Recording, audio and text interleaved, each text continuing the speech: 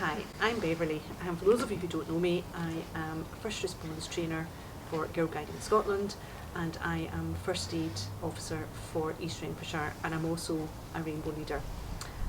I've been asked to give you a little demonstration of what to keep in a first aid box if you're going to camp. The first one I'm going to show you is what I keep in my big first aid box if I'm going to an event, which is usually a residential event, and what I keep in my box for medication and treatments.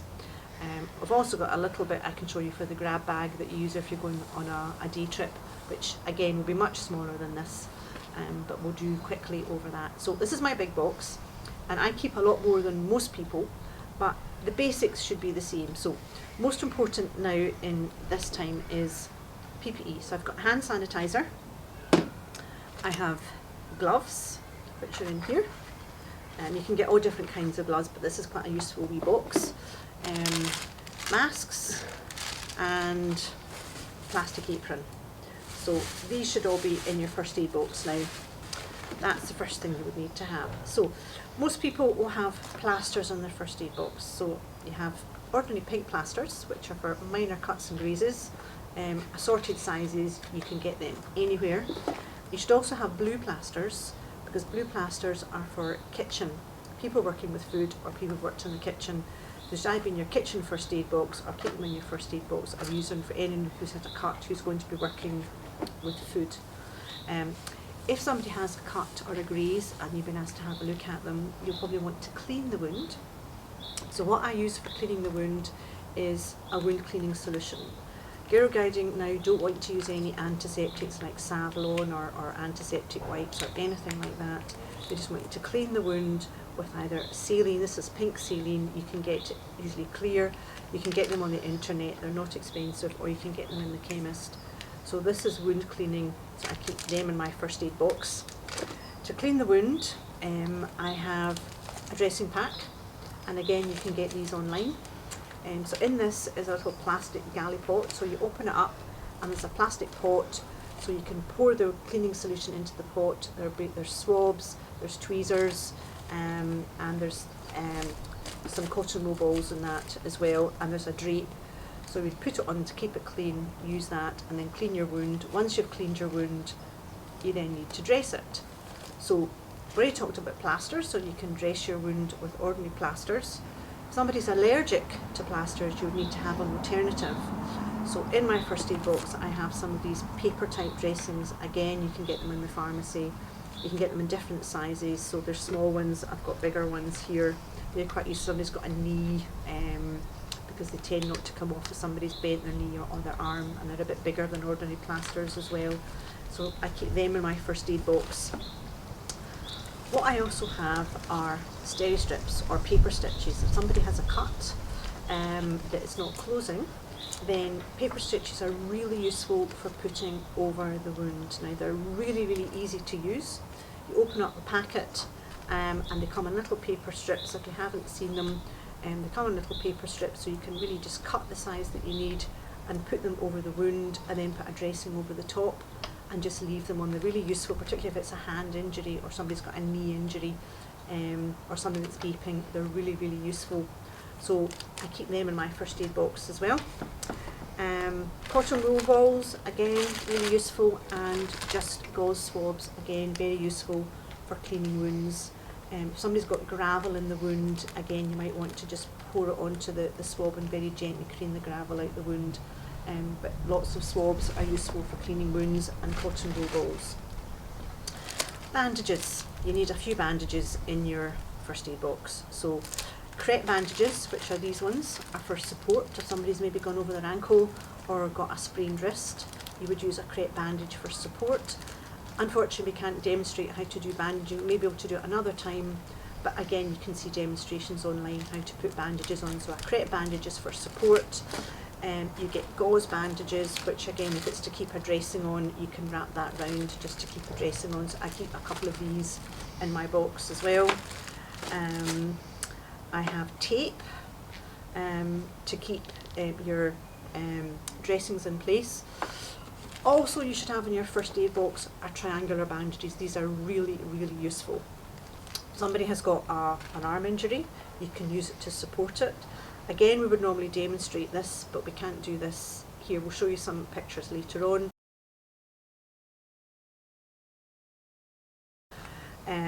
You can use your triangular bandage for supporting your wrist like that or like that, and you can also use it for your legs. If you've got a leg injury, you can use your triangular bandage to tie your legs together to support. But remember, you've also got a necky, so if you haven't got a triangular bandage, you can use a necky. Neckies are triangular, so they're really useful to have as well. So I keep them in my first aid box. Eye pads. Again, if somebody has a sore eye or an eye injury, often just by keeping the eyelid closed is enough to stop the pain and to stop anything else getting in.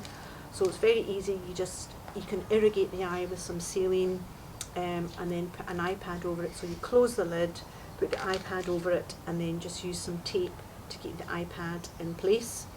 So I keep a couple of iPads and some tape in my box. Oops. An ice pack. Again, you can get these online.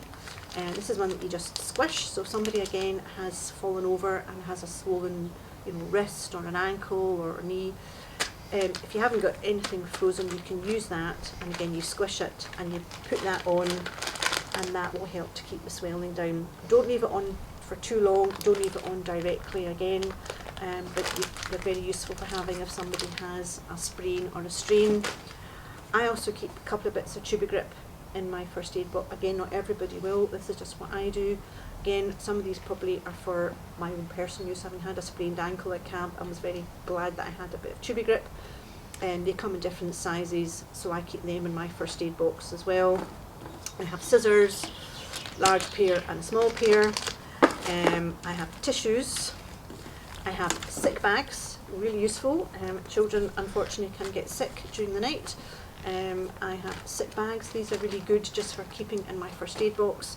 I also keep pen and paper. Everything has to be documented. Remember, if you have anybody that needs attention in camp at all, everything needs to be documented, either in a notebook, pencil and paper, or on the back of the health form that belongs to the child.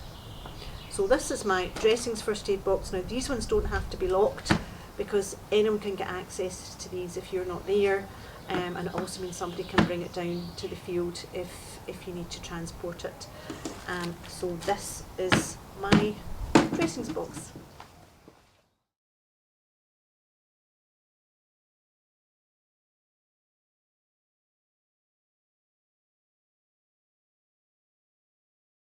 Now I'm on to box number 2. Now this is my box that I use for my drugs and medication. It's a much stronger box and it locks because, as you all know, you should keep your medication in a separate box than your dressings, and your medication should be kept in a locked box, provided with a padlock, with either a combination that yourself and at least one other person on the site know the combination for, or a padlock and you have 2 keys. So you as the first aider should have 1 key, and either your first aider, your assistant first aider, or your camp leader should have the 2nd key, so somebody can always get access at each time to the box. So this is my first aid box. Everybody's first aid box will be slightly different. I probably tend to have a little bit more than most people, but basics are the same. So number one that goes in my box is paracetamol. Paracetamol tablets for adults, paracetamol syrup for children. Some people ask about Nurofen or ibuprofen. I tend not to, because people who are asthmatic shouldn't have ibuprofen or Nurofen, and you often have asthmatics at camp. So unless somebody has their own medication that they give you, I don't keep Nurofen or ibuprofen in my first aid box. So I have my paracetamol syrup and I have paracetamol tablets as well. I have cough medicine. I have 2 different kinds, one for a chesty cough, one for a dry tickly cough. Often children who have a bit of a cough will settle very quickly with just some cough medicine and something to drink. So that was in my first aid box. I have calamine lotion, bites, stings, nettle stings, midgie bites, a bit of calamine lotion, again really helpful to put on. So that goes in my first aid box, and in my dressing box I've got cotton wool and things to apply it. Another thing I have in my first aid box, I appreciate you won't all have it, is an antihistamine syrup. Piriton is its other name. So I keep the syrup and the tablets Really useful for people who've got hay fever, which can be very common at camp, stings, bites, any kind of allergic reaction. I have Piriton as a very useful first aid medication. Now all of these you'll need to have on your consent form, but we'll go over that in a wee minute. I also keep sore throats, sweets. Somebody has a sore throat, very common, you can give them a tablet to suck and that can often help them. So that goes in my box. Fluid replacement sachets. Somebody unfortunately has a very upset tummy, has a bit of diarrhoea, has vomiting, can't keep anything down. I would have that, or again if somebody's unfortunate enough to have sunstroke and is very dehydrated, fluid replacement sachets, again I keep in my box. And finally I have some indigestion medication, hopefully not needed, but some children who have a sore tummy, sometimes giving them some indigestion medication can often help. Now all of these things need to go onto your consent form, on your health form, because you cannot give a child anything that doesn't have a written consent. So anything that you're going to use, make sure is on your consent form from the parents. Finally, I have tick remover. Now, these are 3 different sizes, come from Amazon. Ticks unfortunately are not uncommon, and I have never had to remove a tick, but many of my colleagues have, and this has got instructions on the back. Again, you need permission to remove a tick, so the tick has to go on your consent form as well, because it's a procedure, and Girlguiding will not let you carry out a procedure without having consent. If you have a tick and you haven't got consent, you need to remove it. You'll then need to contact the parents to get consent before you can remove it. Hand sanitizer, PPE, that's my apron. I have gloves in the other box, as you've seen. Notebook's really important. You have to document everything either in a notebook or it goes on the record, the health form from the child. I also have a couple of medicine spoons and a pair of scissors, and I also have a torch as well, also useful if somebody has a bit of a sore throat or you want to look at something more carefully.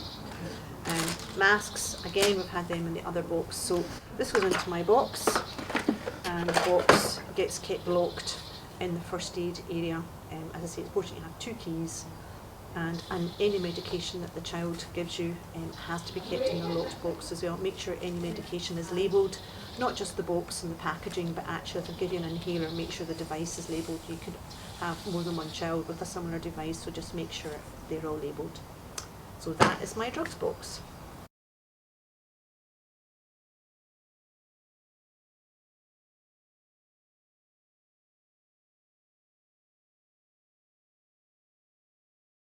Okay, the last thing we're going to talk about is a grab bag. Now the grab bag is if you're going on a short trip. You don't need to take your big first aid box, will be for your residential events like guide camp or brownie pack holiday. It's when you would need your big box. If you're just going on an away day, whether you're on a day trip, you're going on a walk somewhere, or even just going out of your unit meeting and you need to take your first aid with you, this is what I use.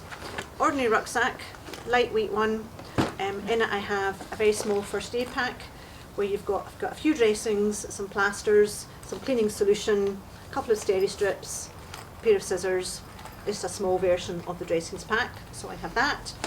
I have gloves, I have some tissues, very important, a couple of sick bags and bin liners. I'm sure we've all had the experience if you've been on a bus and some poor child has been sick. So use a sick bag and bin liners, very useful for disposing of things. Triangular bandage, or I just use an eckie for that.